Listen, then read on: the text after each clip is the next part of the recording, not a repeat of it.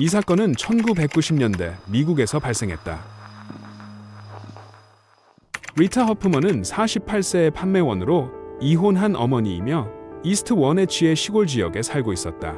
그녀는 친절하고 열심히 일하는 어머니로 묘사되었다. 리타는 막내딸 맨디와 함께 살았다. 그녀의 개인 생활은 안정적이었고 그 당시 남자친구가 있었다. 사건이 발생하기 전 며칠 동안 아무런 이상한 일도 일어나지 않았다. 리타의 딸 맨디는 당시 15세였다. 맨디는 학교에서 인기 있는 소녀였다. 그녀는 소프트볼 팀에서 뛰었고 외향적이고 활동적이며 밝은 미소를 가진 소녀로 알려져 있었다. 1995년 봄, 그녀는 학년을 마무지며 여름 방학을 기대하고 있었다. 하지만 같은 시기 25세의 한 남자가 워싱턴의 도시로 떠돌아다니며 리타 허프먼의 집에서 몇 블록 떨어진 곳에 숙소를 빌렸다. 이 남자는 리타나 맨디와 아무런 관계가 없었고 그들은 그의 존재를 전혀 알지 못했다. 그러나 그 남자는 리타 허프먼 집의 생활에 관심을 가졌다. 이 남자는 여러 주 동안 허프먼 집을 몰래 감시하며 그들의 습관을 연구하면서 자신의 폭력적인 환상에 빠져들었다. 마치 사냥감을 노리는 늑대처럼. 허프먼 가정의 명백한 약점은 집 뒤쪽의 슬라이딩 유리문이었다. 그들은 이 문을 잠그지 않고 두었는데 왜냐하면 가족이 안전한 반시골 지역에 살고 있어서 보안에 대해 크게 걱정하지 않았기 때문이다. 1995년 4월 12일 저녁, 리타는 약 10시경 남자친구와 전화 통화를 했다. 그리고 남자친구의 말에 따르면 대화에서 이상한 점은 없었다. 그는 그것이 여자친구 리타와의 마지막 대화라는 것을 전혀 알지 못했다. 시계가 밤 11시를 가리키고 리타 모녀가 잠자리에 들 준비를 하고 있을 때 이 낯선 남자가 계획을 실행하기 시작했다. 그는 잠기지 않은 뒷문을 이용해 어둠 속에서 허프먼 집에 침입했다. 이웃들은 이상한 소리를 듣지 못했다고 말했다. 허프먼 집 안에서 리타와 맨디는 각자의 방에 있었다. 리타가 거실에서 휴식을 취하고 있을 때 이 남자가 칼을 들고 스키 마스크를 쓰고 그녀에게 다가왔다. 그녀가 소리를 지르기 전에 살인자가 그녀를 습격해 최소 31번 찔렀으며 주로 상체 가슴과 목 부분이었다. 리타의 생명이 끝나자 살인자는 위층으로 올라가 맨디를 찾았다. 이번에는 살인자가 은밀하게 행동하지 않았고 갑작스러운 공격 기회를 얻지 못했다. 맨디는 살인자를 알아보고 그가 그녀를 공격하려 할 때 용감하게 저항했다. 그녀의 몸에 있는 방어 상처가 이를 증명한다. 하지만 살인자는 성인 남자였다. 그는 그녀의 어머니에게 했던 것처럼 그녀의 목과 가슴에 여러 번 찔렀다. 유일한 차이점은 야구 방망이로 머리 쪽에 치명적인 타격을 가한 것이다. 그러나 이때부터 진짜 끔찍한 일이 시작되었다. 구체적인 순서는 언급되지 않았지만 가장 잘 알려진 것은 살해 후 침입자가 여러 친밀한 절단 행위를 저질렀다는 것이다. 맨디에 대해 살인자는 그녀를 잔인하게 강간했다. 그 후 그는 다시 야구 방망이를 들고 그녀의 생식기를 통해 배에 깊이 찔렀다. 그는 그 후 그녀의 사타구니부터 배를 갈라 내장을 뒤적였다. 살인자가 그녀의 피를 마셨다는 의심도 있다. 살인자는 그 후 다시 칼을 꺼내 맨디의 사적인 부위에서 조직을 절단하기 시작했고 그녀가 침대에 누워있는 상태에서 야구 방망이가 여전히 그 자리에 있는 채로 그것을 그녀의 얼굴에 펼쳤다. 현장에 온 사람들에게 정말 끔찍한 광경이었다. 이 정신병자는 그 후 리타에게 비슷한 절단 행위를 저질렀다. 그러나 그는 강간을 생략했다. 그녀가 그의 취향에 비해 너무 나이가 많았던 것 같다. 그럼에도 불구하고 그는 그녀의 배를 열어 내장을 드러내고 그녀의 가슴을 잘라 침대 머리맡 테이블에 놓았다. 그녀도 소파 위에 치욕스러운 자세로 남겨졌다. 살인자는 집에 약 2시간 머물렀고 그 후 바로 떠났다. 다음 날 아침이 되었다. 리타는 그때 함께 살지 않는 더 큰 딸 앤지가 있었다. 이때 앤지는 어머니나 여동생과 전화로 연락이 되지 않아 걱정했다. 이런 일은 한 번도 없었는데 어머니와 여동생은 그녀가 전화할 때마다 항상 받았기 때문이다. 그래서 아침 직후 앤지는 차를 타고 어머니와 여동생을 확인하러 집으로 갔다. 도착했을 때 앤지는 앞문이 잠겨 있는 것을 보았다. 그래서 그녀는 뒤로 돌아가 열려있는 슬라이딩 유리문을 통해 집에 들어갔다. 이때 엔지는 가장 끔찍한 광경을 목격해야 했고 아마 평생 잊지 못할 것이다. 엔지는 공황과 고통 속에 이웃집으로 달려가 도움을 외쳤다. 경찰은 즉시 연락을 받았고 이로써 미국에서 가장 끔찍한 살인사건 중 하나에 대한 수사가 시작되었다. 피해자들의 끔찍한 상태로 인해 수사관들은 즉시 동기가 강도나 재정적 이익이 아니라고 결론지었다. 그 잔인함은 비뚤어진 사디스트 살인자를 나타냈다. 도전은 범인이 집에 지문이나 알려진 DNA 같은 명확한 흔적을 남기지 않았다는 것이다. 그럼에도 불구하고 경찰은 동네와 범죄 현장에서 미묘한 증거를 모으기 시작했다. 첫 번째 돌파구 중 하나는 이웃의 증언에서 나왔다. 그들은 사건 당일 밤 허프먼 집 근처에 검은색 쉐보레 픽업 트럭이 주차되어 있는 것을 보았다고 보고했다. 구체적으로 탐정들이 살인 발생 시간대로 확인한 밤 11시 30분경이었다. 이는 수사관들의 주의를 끌었다. 4월 13일 새벽 1시 30분경 또는 아마 이 시경이 살인 발생 시점이었다. 한 경찰관이 허프먼 집 근처에서 검은색 픽업 트럭 안에 홀로 앉아 있는 남자를 발견했다. 경찰관은 이 남자가 수상하다고 생각해 접근했다. 검은색 픽업 트럭 안의 남자는 즉시 차에서 내려 체포를 예상하듯 손을 들었다. 경찰관은 남자를 간단히 신문했다. 남자는 그냥 드라이브 중이었다고 말했다. 그 당시 명백한 범죄 증거가 없었기 때문에 경찰관은 경고와 함께 그를 보내줬다. 그는 자신이 불과 몇 시간 전에 두 사람을 살해한 살인자와 대면했다는 것을 전혀 알지 못했다. 이 정보는 즉시 알려지지 않은 픽업 트럭 운전자를 이중 살인 사건의 용의자로 격상시켰다. 용의자는 최근 그 지역으로 이사온 25세 남자로 확인되었다. 그러나 그를 체포할 충분한 증거가 없었기 때문에 당국은 법의학 작업이 진행되는 동안 그를 24시간 비밀 감시하에 두었다. 수사관들은 그 후 용의자의 배경을 깊이 파헤치기 시작했다. 그들은 그가 허프먼 집에서 짧은 거리 떨어진 지하실 임대방에 살고 있다는 것을 알았다. 함께 사는 한 여성이 경찰에게 사건 당일 밤 이 남자가 밤 11시경 집을 나섰고 새벽 2시까지 돌아오지 않았다고 말했다. 이 시간대는 범죄 시간대와 완벽하게 일치했다. 수사가 계속되면서 형사들은 물리적 증거를 수집하기 위해 수색영장을 신청했다. 이 남자를 감시하는 과정에서 경찰관들은 그가 옷 한 벌을 버리는 것을 보았다. 그 옷은 피처럼 보이는 것으로 흠뻑 젖은 스키 마스크였다. 그들은 그것을 회수했고 마스크에 묻은 피가 허프먼 피해자 중 하나와 일치한다는 것을 알았다. 그리고 주목할 점은 마스크의 입부분 주위에 피가 스며들어 있었는데 이는 착용자가 상처에 입을 대고 눌렀다는 것을 암시하며 수사관들은 이 남자가 그들의 피를 마셨다고 생각하게 만들었다. 4월 14일 살인사건 이틀 후 수사관들은 또 다른 중요한 발견을 했다. 용의자의 차가 경찰관에게 목격된 복도 밖 쓰레기통에 숨겨진 12인치 주방칼이 발견되었다. 칼에는 마른 피가 가득 묻어 있었고 허프먼 집의 주방 칼 세트에서 빠져 있었다. 이것은 살인 무기였다. 이제 경찰은 이 남자를 체포할 충분한 증거를 가지고 있었다.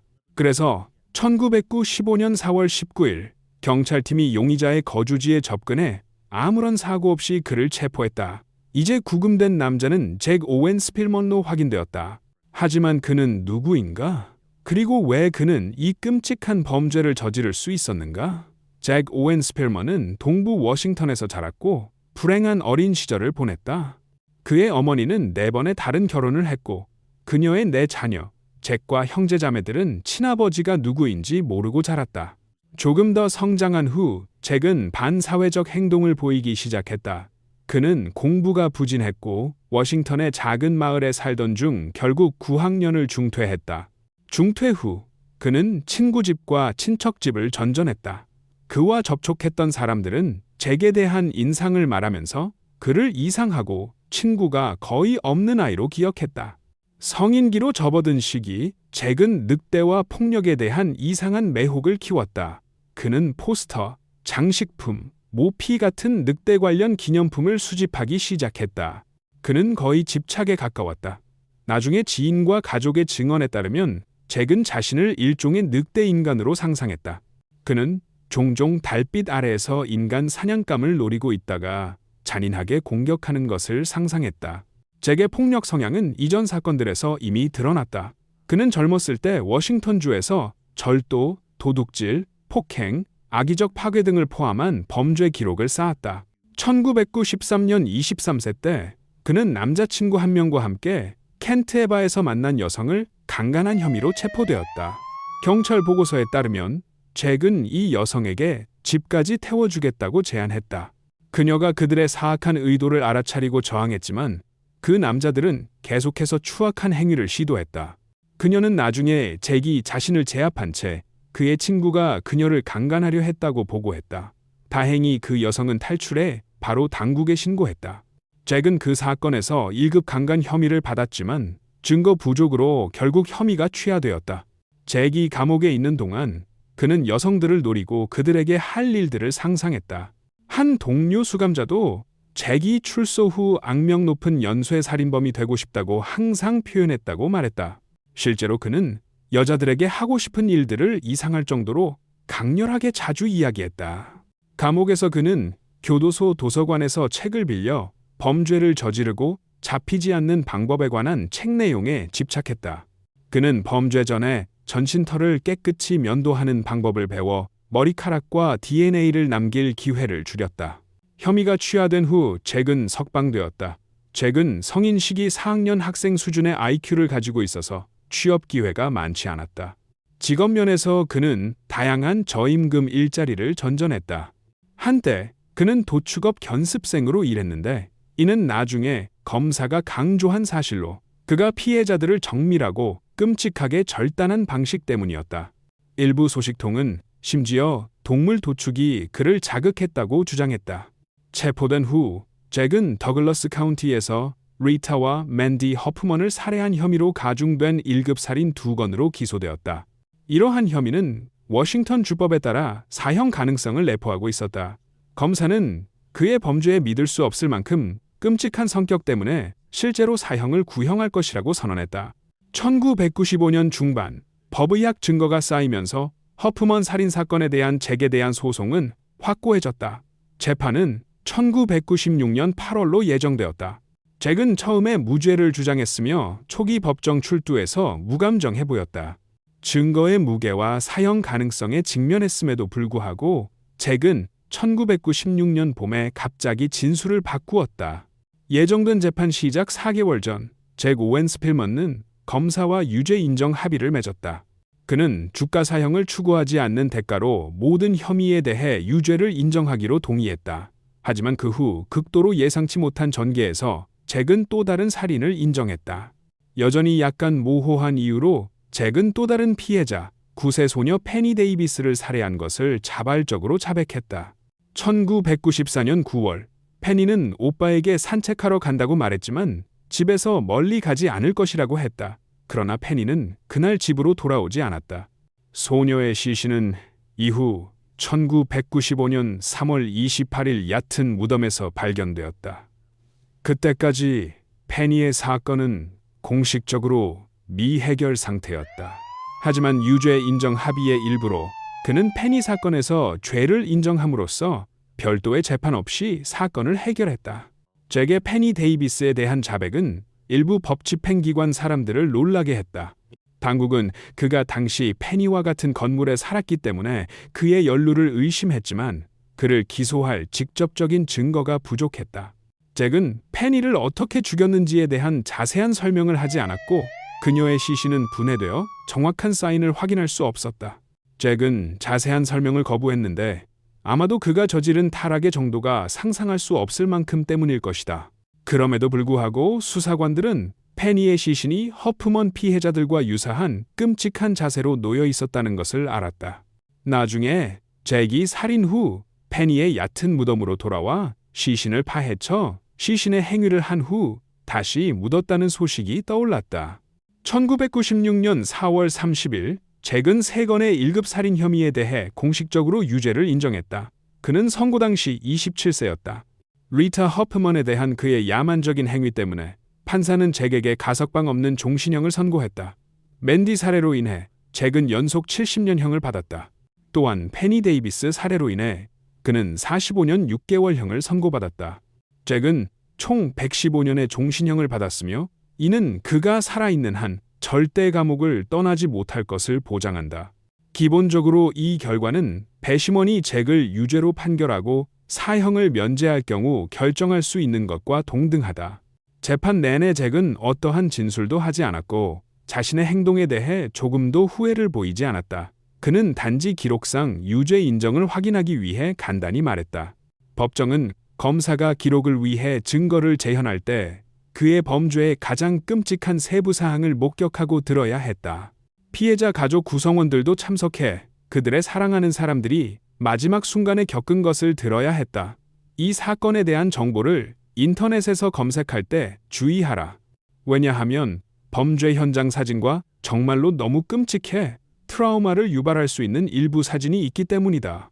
마침내 재판이 끝나고 법정이 조용해졌을 때 남아있는 것은 잭의 범죄에 대한 공포뿐만 아니라 그의 얼굴에 분명히 드러난 만족감이었다. 그는 악명 높은 연쇄살인범으로 알려지고 싶어 했고 그 욕망을 달성했다. 그를 실망시킨 유일한 것은 아마 너무 일찍 체포된 것일 것이다. 재판 증거는 지배와 죽음에 대한 환상에 완전히 사로잡힌 남자를 드러냈다. 신중한 잠복, 사디즘적인 절단, 피해자 시신으로의 귀환. 반성 속에서 형사와 검사들은 그를 통제력을 잃은 사람이 아니라 잔인함을 통해 통제력을 추구하는 사람으로 묘사했다. 종신형을 받고 가석방이 불가능한 후에도 잭은 피해자 가족에게 사과하지 않았다. 나중에 형사들은 그가 후회를 느끼지 않았다고 말했다. 그는 성취감을 느꼈다. 그를 인터뷰한 수사관들은 그를 사디스트이자 나르시스트로 묘사했으며 범죄의 악명에서 큰 만족을 얻는다고 했다. 그리고 때때로 그가 신문에 협조할 때조차 그 협조는 계산된 것이지 공감에서 나온 것이 아니었다. 사람들은 그가 페니에 대해 경찰에게 말한 것은 3명의 확인된 피해자를 가진 진정한 연쇄살인범으로서의 자신의 유산을 강화하기 위함이라고 믿는다. 잭 스필먼의 사건은 이제 늑대 인간 도살자로 불린다. 오늘날 잭은 평생 철창 뒤에 있으며 이는 그가 더 이상 무고한 영혼을 해치지 못할 운명을 보장한다.